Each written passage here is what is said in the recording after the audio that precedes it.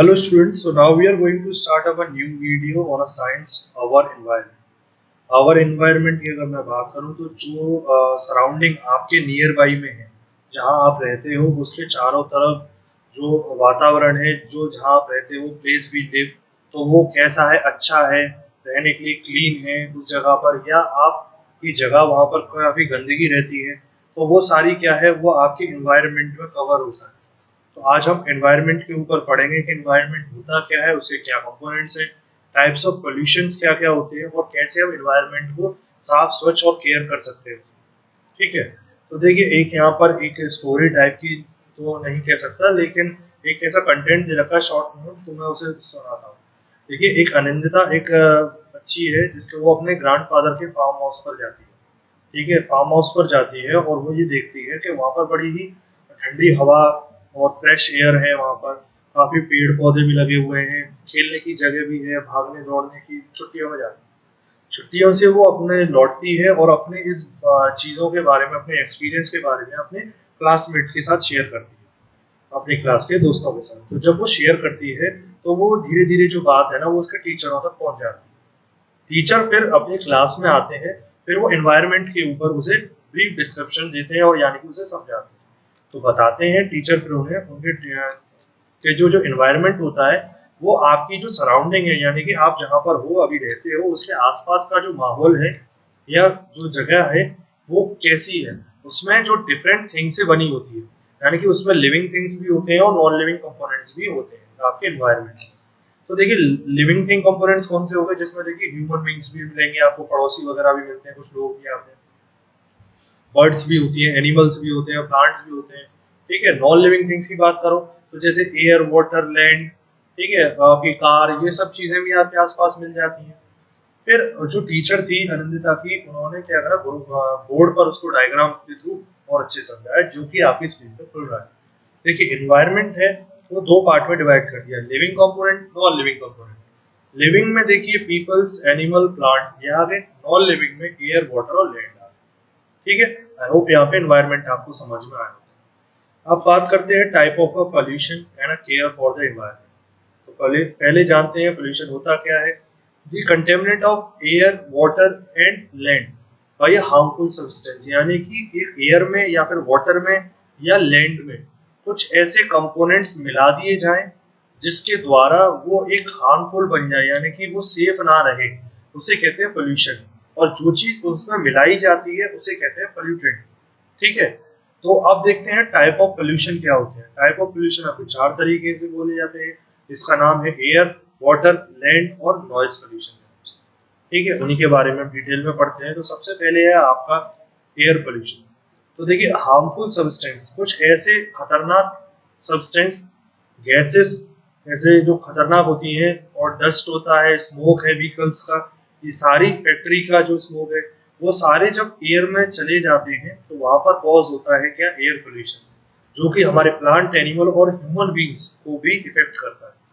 देखिए आप देख रहे होंगे यहाँ डायग्राम, एयर पोल्यूशन आप देखिए, burning wastage in a fuel, चीजों को जलाना, स्मोक फ्रॉम अ फैक्ट्री, उसके बाद स्मोक फ्रॉम द व्हीकल और बर्निंग क्रैकर्स। इन सभी रीजन की वजह से क्या कॉज होता है, एयर पोल्यूशन आपकी होता है। एयर पोल्यूशन जो है हार्म करता है हमारे थिंग्स को in a many way, living things को। कैसे हार्म करता है एयर पोल्यूशन, जैसे स्किन की एलर्जी हो जाती है, थ्रोट्स में प्रॉब्लम हो जाती है, कफ, हेडेक भी होती है, और ब्रीथिंग प्रॉब्लम स्टार्ट हो जाती है, हेल्थ में काफी सारी प्रॉब्लम हो जाती है। इसी तरीके से हमारे एनिमल्स और प्लांट पर भी इफेक्ट पड़ता है। तो कुछ ऐसे तरीके हैं जिसको आप प्रिवेंट कर सकते हैं एयर पोल्यूशन को, वो है कौन से है। पहले तो आप plants, more and more trees plant कीजिए। ठीक है, इससे क्या होगा कि हमारी जो एयर है वो प्यूरिफाई होगी और क्लियर होगी। अवॉइड बर्निंग गार्बेजेस, कूड़े जो आपका जो कचरा हो जाता है जो घर से, जिसमें आपका प्लास्टिक, थर्माकोल, एल्यूमिनियम सब कुछ होता है, वो उसको मत जलाइए। उसके बाद क्रैकर्स, जो दिवाली पर आप पटाखे चलाते हो, उसको भी मत करिए। उसके बाद पेरेंट्सों से रिक्वेस्ट कीजिए कि अगर आपको कहीं पास के डिस्टेंस पर जाना है तो बाइक्स का और ऐसे यूज मत कीजिए, कार का, या तो पैदल जाइए या साइकिल का यूज करिए या पब्लिक ट्रांसपोर्ट का यूज कीजिए। ठीक है, तो इस तरीके से आप यहाँ पर यूज कर सकते हैं। उसके बाद नेक्स्ट जो आपका आता है वो है वाटर पोल्यूशन।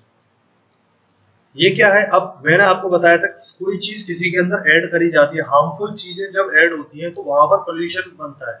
अब देखिए वाटर पोल्यूशन जो बना, उसके में क्या है, पानी के अंदर कुछ ऐसे हार्मफुल सब्सटेंस बनाए गए, जैसे dumping garbages into the water body, कूड़ा आप कहाँ फेंक रहे हो, नदियों, बर्तन कपड़े कहाँ धो रहे हो, वाटर बॉडीज में, नदी के पास। इंडस्ट्रियल वेस्ट यानी कि जो इंडस्ट्री का जो पूरा वेस्ट है कहाँ जा रहा है, पानी के अंदर।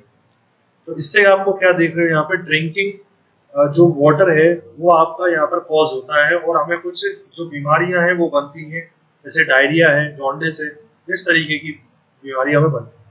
फिर कुछ एक्वाटिक एनिमल जैसे जो पानी में रहते हैं, मछलियां वगैरह, वो भी उससे मर रही हैं, दिक्कत होती है। अब उस पानी का आप कहाँ यूज करते हो, खेती में यूज करते हो इरिगेशन करने के लिए, तो क्रॉप्स भी आपकी इफेक्टेड हो रही हैं, प्लांट्स वगैरह भी आपके इफेक्ट हो रहे हैं। क्या तरीके हैं आप जिससे उसको रोक सकते हैं वाटर पोल्यूशन? आप कूड़े को मत फेंकिए, गार्बेजेस को मत फेंकीजिए लेक्स, पाउंड, रिवर और सीज के अंदर। अपने जो क्लोथ है, यूटेंसिल्स को उसको मत वहां धोइए, और इतने हैवी केमिकल जो सोप्स वगैरह डिटर्जेंट्स हैं उनको मत यूज करिए, ठीक है। और व्हेन जो people who use a motor boats वगैरह जो यूज करते हैं, इंजन जो यूज करते हैं रेगुलरली, इंश्योर करें कि fuel does not leak into the water. उनका जो बोट वगैरह या शिप वगैरह जो चलाते हैं उनका कोई फ्यूल वगैरह तो नहीं पानी में गिर रहा है। उसके बाद दूसरा जो पोल्यूशन है वो है लैंड पोल्यूशन। देखिए लैंड पोल्यूशन कब होता है, जब हम ह्यूमंस लोग ट्रीज का कट कर देते हैं, ठीक है। ट्रीज जब कट कर देते हैं बहुत ज्यादा मात्रा में, और ट्रीज क्यों कट करते हैं, जैसे टेबल, चेयर, डोर, विंडो, ये सब बनाने के लिए, ठीक है। तो उसमें क्या होता है कि हमारे वो सॉइल को खोद देते हैं, ज्यादातर गड्ढे बना देते हैं जगह जगह पर, ठीक है। तो वहां पर क्या होता है, हमारा लैंड पोल्यूशन क्रिएट होता है वहां पर, ठीक है। अब उसके कुछ कॉजेस ऑफ इफेक्ट क्या है, तो देखिए हाउस होल्ड जैसे कुछ चीजें, जैसे वेस्ट है, ग्लास है, प्लास्टिक है, वो क्या है, वो मिट्टी में ना, वो आप फेंकते हो जब कूड़े को, तो कुछ ऐसी चीजें हैं जैसे प्लास्टिक है, थर्माकोल है, वो ना वो गलते नहीं है, यानी कि वो मिट्टी में इन्वॉल्व नहीं होते। तो वो क्या है, वो सॉइल क्या है, वो वहां पर लैंड पोल्यूशन क्रिएट करते हैं। उसके बाद जैसे आप बर्न करते हो कोई चीज, तो उसकी जो राख है, ऐश है, वो उस मिट्टी में नहीं मिल पाती, तो इसकी वजह से भी लैंड पोल्यूशन होता है, ठीक है। और वो जो पोल्यूशन है, फिर क्या होता है लैंड पोल्यूशन में, वहां पर एनिमल्स और ह्यूमन बींग्स, जो प्लांट वहां पर उग जाते हैं, पेड़ जो उग जाते हैं, उसका फिर कंज्यूम करते हैं, और उनको फिर कैसी बीमारियां होती हैं, जैसे कैंसर वगैरह, ठीक है। तो आप ये भी नहीं करते, उसके लिए क्या कर सकते हो, डू नॉट डंप, यानी कि गड्ढे के अंदर मत फेंको, मतलब उसको दबाओ मत जमीन में, कूड़े बर्न मत करो, जलाओ मत। दूसरा, प्लांट मोर एंड मोर। उसके बाद आता है नॉइस पोल्यूशन। नॉइस पोल्यूशन कब होता है, जब अननेसेसरी साउंड, आप जो ऐसी साउंड जिसको कोई यूज नहीं है और सिर्फ आप उसे बजाए जा रहे हो ज्यादा आवाज में, तो वहां पर क्या होता है, नॉइस पोल्यूशन क्रिएट करता है। नॉइस पोल्यूशन जो है इरिटेट करता है, डिस्टर्ब करता है, और बहुत ही एवरीडे एक्टिविटी लाइफ में आपको बड़ा इरिटेट करता है, ठीक है। तो वहां पर क्या है, कॉजेस और इफेक्ट क्या क्या है इसके, कुछ आपको क्या होता है, जैसे कुछ ऐसी जो ग्राइंडर है, वैक्यूम क्लीनर है, व्हीकल्स की आवाजें हैं, बाइक्स की, कंस्ट्रक्शन साइट्स पर बड़ी बड़ी मशीनें चल रही होती हैं, मंदिरों में और लाउड स्पीकर वगैरह बज रहे होते हैं, क्रैकर्स वगैरह आपके होते हैं। तो ये क्या है, ये क्या कर रहे हैं, कॉज है नॉइस पोल्यूशन के, कुछ ऐसे कारण है। अब क्या प्रॉब्लम हो सकती है, जैसे हियरिंग, सुनने की बीमारी हो सकती है, स्लीप डिसऑर्डर यानी कि नींद नहीं आएगी, हेडेक यानी कि हो सकता है सर में दर्द। आवाज, नॉइस पोल्यूशन प्रिवेंट करने के लिए क्या तरीके हम कर सकते हैं, हॉर्न वगैरह का ना यूज करें ज्यादा, अवॉइड लाउड म्यूजिक कर सकते हैं, ठीक है। डू नॉट बर्न फायरक्रैकर्स, ना जलाएं। उसके बाद मिनिमाइज दी लाउड स्पीकर, आप लाउड स्पीकर को बहुत ही कम आवाज में ही सुने तो ज्यादा बेहतर है। उसके बाद आता है आपका द 3R ऑफ कंजर्वेशन। तो आर का मतलब यहाँ पर क्या है, 3R का मतलब है रिड्यूस, रीयूज और रिसाइकिल। देखिए रिड्यूस क्या होता है कि आप जो प्लास्टिक का, इन सब चीजों का जो आप यूज करते हो, इसको बहुत ही कम से कम मात्रा में करें। वी कैन रिड्यूस वेस्टेज, हम अपनी जो अर्थ के ऊपर वेस्टेज हम कर रहे हैं, जो गंदगी फैला रहे हैं, उसको हम कैसे कम कर सकते हैं, रिड्यूस यानी कम यूज इस्तेमाल करके उन चीजों का, ठीक है। और उसका कम से कम इस्तेमाल, यानी कि खाना अगर आप थोड़ा सा आप खाते हो तो उतना ही लो, वेस्ट मत करो, ठीक है, रिड्यूस करिए अपना। उसके बाद आता है रीयूज, यानी कि आपने कोई चीज है उसको फेंकिए मत, उसको रीयूज कर लीजिए, ठीक है। जैसे अगर मैं बोतल का या बात करूँ तो कोल्ड ड्रिंक्स की बोतल होती है, आप कोल्ड ड्रिंक उसे ड्रिंक कर लेते हो, उसके बाद उस बोतल को धोकर आप उसे वाटर कंजप्शन के लिए यूज कर लेते हो, फ्रिज में करते हो, तो ये रीयूज हो गई। उसके बाद आता है रिसाइकिल। रिसाइकिल क्या होता है, किसी एक वेस्ट मटेरियल को जो आपका मतलब का ही नहीं है, जैसे आयरन हो गया, जब कोई लेने आता है तो आप उसे बेच देते हो ना, सामान बेच देते हो कि ये लीजिए आप। पेपर्स हो गए, तो वो क्या करते हैं कि उसको दोबारा से उसको मर्ज करके, कोलैब करके और उसको एक नया प्रोडक्ट बना देते हैं, यानी कि दोबारा से एक नई कॉपी या दोबारा आयरन में उसे कन्वर्ट कर देते हैं, प्लास्टिक को दोबारा से रीयूज कर देते हैं। तो इसे क्या कर देते हैं, रिसाइकिल कहते हैं। केयर कैसे कर सकते हैं एनवायरनमेंट की, तो जो 3R कंजर्वेशन जो कॉन्सेप्ट अभी जो आपने पढ़ा है ऊपर, रिड्यूस, रिड्यूस और रिसाइकिल, इसको आप फॉलो कर सकते हैं और आप एनवायरनमेंट को केयर कर सकते हो और साफ और स्वच्छ रख सकते हैं। देखिए, हम अपने घर को तो रख लेंगे, लेकिन पब्लिक प्लेसेस है उसको आप कैसे रखोगे।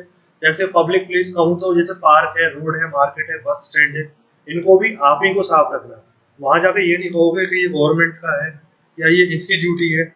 ठीक है, तो आप उसे कैसे साफ कर सकते हो। देखिए, आप पहले तो जो थ्रो मत कीजिए, डस्टबिन वगैरह जहाँ है वहां आप फेंकिए अपने डस्टबिन से, ठीक है, वेस्ट को। दूसरी चीज ये है, जगह जगह पर स्प्लिट मत कीजिए और पब्लिक प्लेसेस पर टॉयलेट वगैरह मत करिए। ठीक है, जहाँ पर भी आपके टॉयलेट्स बने हुए हैं वहीं आप यूज कीजिए उसे। पत्तियों को, फूल पत्ती वगैरह गार्डन में जाके, उन्हें पार्क में जाके उसे मत तोड़िए। उसके बाद जो आपके पेड़ है, पौधे हैं या आपके मॉन्यूमेंट्स हैं, उन पर जाके स्क्रैचेस मत बनाइए।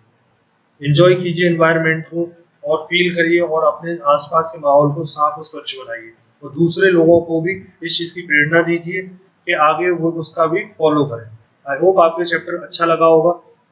कोई भी डाउट हो आपको, आप मेरे से पूछ सकते हो। Thank you.